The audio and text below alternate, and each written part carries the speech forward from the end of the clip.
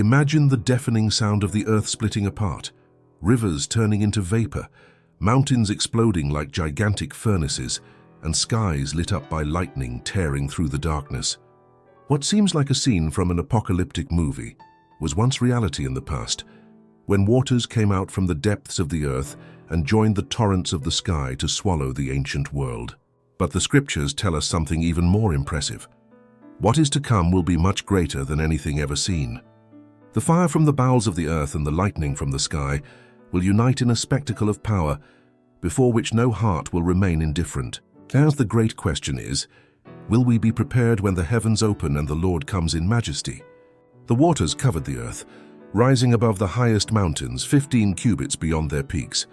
Inside the ark, Noah and his family felt the weight of the endless days. For 5 long months that enormous boat was tossed from side to side, struck by the waves, shaken by the wind. The silence was broken only by the roar of the waters and the sounds of the animals that shared that improbable refuge. Many times their hearts trembled at the thought of perishing, but Noah's faith remained firm. He knew that even amid chaos, there was an invisible hand at the helm, guiding the ark through the vastness of a boundless ocean. It was the hand of God himself, upholding his promise and protecting the life that remained upon the earth. When the Lord made the waters begin to recede, the ark was led to a prepared place. It was not by chance. A group of mountains preserved by divine providence appeared as a shelter. The ark floated until it came to rest among them. Finding rest after months of torment, relief flowed through every soul on that vessel. It was as if creation itself had stretched out its arms to welcome the survivors. Anxiously, Noah and his family waited for the complete withdrawal of the waters, longing to touch the solid ground again. But the patriarch knew. They had entered by God's command and could only leave by his command. Patience once again was the proof of his trust. After 40 days, Noah opened the small window of the ark and released a raven. It flew back and forth but brought no answer. 7 days passed and then a dove was sent. But it also returned, for there was no place to rest. 7 more days and again the dove went out. This time when it returned, it carried in its beak a green olive leaf. The sight of that small symbol filled the ark with joy. It was the sign of life, of hope, of a new beginning. 7 more days passed, and then Noah removed the covering of the ark and saw that the ground was dry. Yet he waited. For it was not enough to see with the eyes. It was necessary to hear the voice of God, and the voice came. An angel descended from heaven, opened the heavy door of the ark and commanded, "Go out." Then Noah, his family, and all the animals left that refuge. The fresh wind, the sunlight, and the smell of wet earth filled their senses. But before thinking of building a house or raising walls, Noah built an altar. There he offered to God from every clean animal and every clean bird, in gratitude for preservation. The sacrifice rose as a pleasing aroma before the Lord. And the Lord said in his heart, "I will never again curse the ground because of man. While the earth remains, seed time and harvest, cold and heat, summer and winter, day and night shall not cease." Genesis 8:21-22. There, in the silence of that new land, a covenant was made. Noah, before such limited resources, gave to the Lord from the little he had, recognizing that all came from him, and the divine response was an oath of mercy that would reach all generations. There is a deep lesson in this act. Before building for himself, Noah built for God.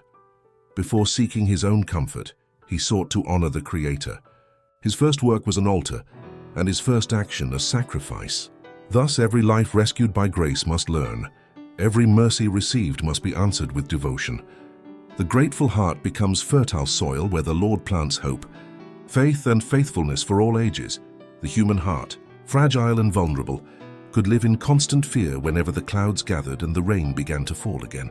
So that the memory of the flood would not turn into eternal terror, the Lord, in his mercy, sealed a promise with Noah and his family. "I establish my covenant with you. There's never again shall there be a flood to destroy the earth. But I have set my bow in the cloud, and it shall be for a sign of the covenant between me and the earth. And it shall be when I bring clouds over the earth, that the bow shall be seen in the clouds.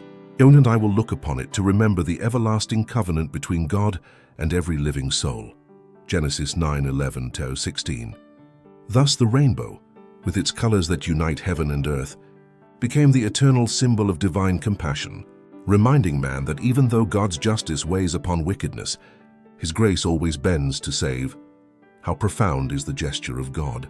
He who never forgets declares that when He looks at the bow, He will remember His covenant, not because He needs to recall, but because He speaks to us in our language, so that we can understand how firm His faithfulness is. The rainbow was not just a natural spectacle, it was a silent sermon preached by heaven itself. Each color said, "I am the God who preserves, who promises and who fulfills." The purpose was that, from generation to generation, parents would tell their children the story of the flood and the promise of hope. Thus, whenever children's eyes shone while contemplating the bow in the firmament, they would be taught to trust in the God who seals covenants with man, strengthening their faith in the storms of life. The rainbow on earth reflects a heavenly reality. The prophet Ezekiel declared, "Like the appearance of the bow that appears in the cloud on the day of rain, so was the appearance of the brightness all around the throne.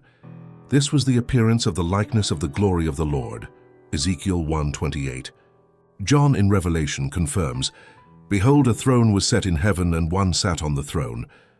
And the rainbow was round about the throne in appearance like an emerald."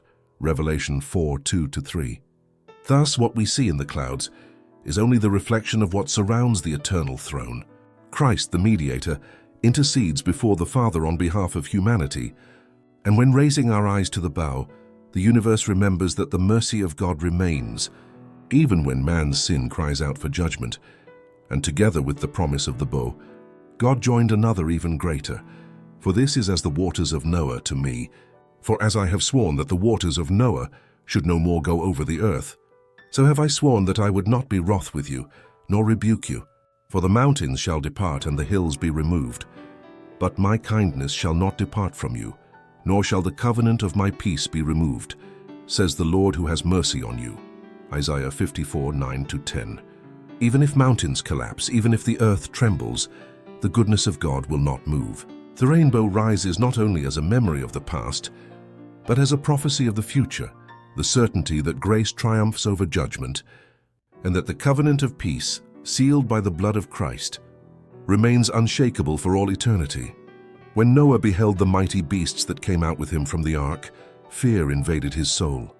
How could his small family, only 8 people, resist before such strong and voracious animals? But the Lord did not allow doubt to take hold of his servant's heart. He sent him an angel with words that dispelled fear. "And the fear of you and the dread of you shall be upon every beast of the earth, and upon every bird of the air, upon all that moves on the earth, and upon all the fish of the sea. Into your hand they are delivered.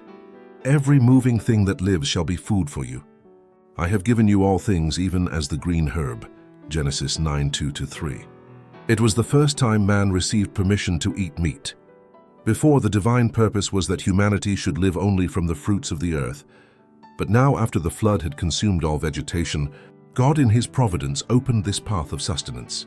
The surface of the earth, however, was no longer the same.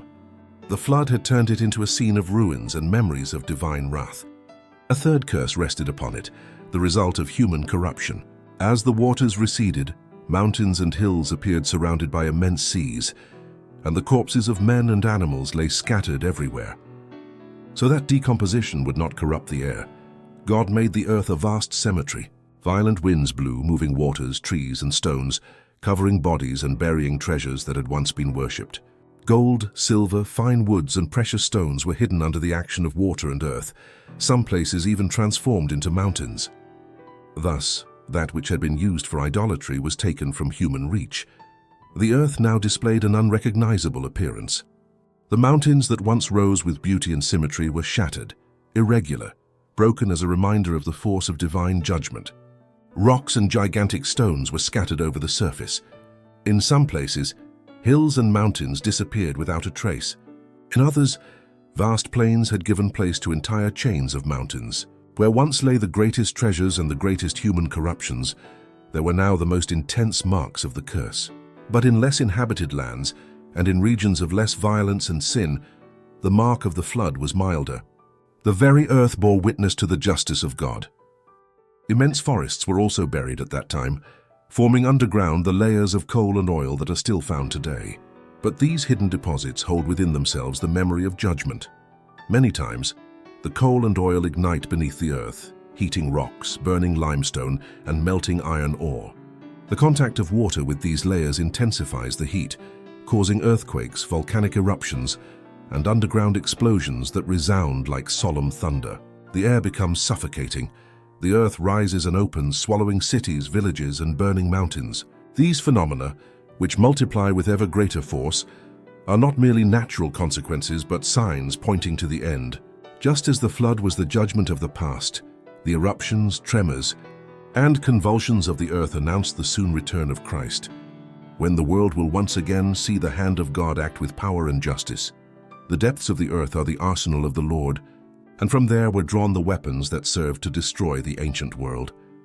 Waters gushed from the bowels of the earth and joined with the waters of the sky to fulfill the work of desolation of the flood. But since then, fire has also become a divine instrument, along with water, to bring down wicked cities and hardened nations. These judgments do not come by chance. They are calls of divine justice, sent so that those who despise the law of God and mock his authority may be led to recognize his power.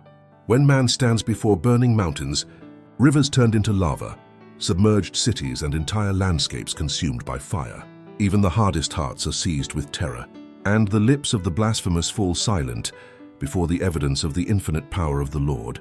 The ancient prophets beheld these scenes and exclaimed, "Oh, that you would rend the heavens and come down, that the mountains might flow down at your presence, as when the fire kindles the brushwood and causes the waters to boil, to make your name known to your adversaries, that the nations may tremble at your presence." Isaiah 64, 1-3. And the prophet Nahum declared, "The Lord has his way in the whirlwind and in the storm, and the clouds are the dust of his feet. He rebukes the sea and makes it dry and dries up all the rivers." Nahum 1:3-4. Nature in its uncontrollable fury becomes the stage of divine glory and judgment. What to man seems disorder and destruction, to God is solemn language, a warning that cries out, "I am the Lord, and besides me there is no other." And the scriptures affirm that even more terrible manifestations will come with the second advent of Christ. The mountains quake before him, and the hills melt, and the earth is burned at his presence, yea, the world and all that dwell therein. Who can stand before his indignation? And who can abide in the fierceness of his anger? Nahum 1:5-6. The Psalms echo this same vision. "Bow your heavens, O Lord, and come down. Touch the mountains, and they shall smoke. Cast forth lightning and scatter them. Shoot out your arrows and destroy them." Psalm 144:5-6. Revelation expands the scene. "And there were voices and thunders and lightnings, and there was a great earthquake, such as was not since men were upon the earth. And every island fled away, and the mountains were not found. And there fell upon men a great hail out of heaven, every stone about the weight of a talent." Revelation 16:18-20-21. On that day, the fire from the bowels of the earth will unite with the lightning from the sky. Mountains will open like furnaces and pour out streams of incandescent lava, swallowing fields, villages, and cities.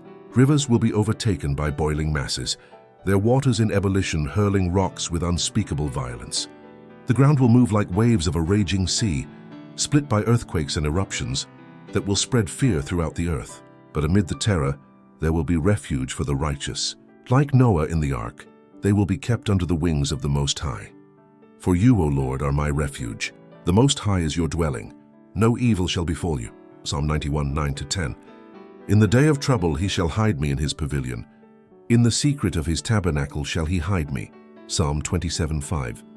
And again, "Because he has set his love upon me, therefore will I deliver him. I will set him on high because he has known my name." Psalm 91:14. The same hand that upheld the ark in the flood will be the one that upholds the faithful in the final day. And in the face of all this, we understand that the prophecies are not just distant accounts, but an urgent call for our generation. Just as Noah found refuge in the ark, we too have today the promise of protection in Christ. When the heavens move and the earth trembles, those who trust in the Lord will be safe under his wings. The rainbow in the sky is the eternal reminder that mercy always triumphs over judgment, and that God fulfills every word he promises. If this message has spoken to your heart, do not leave without giving your like, subscribing to the channel, and sharing this video with others. Thus more lives will be reached by hope and strengthened to remain firm until the end.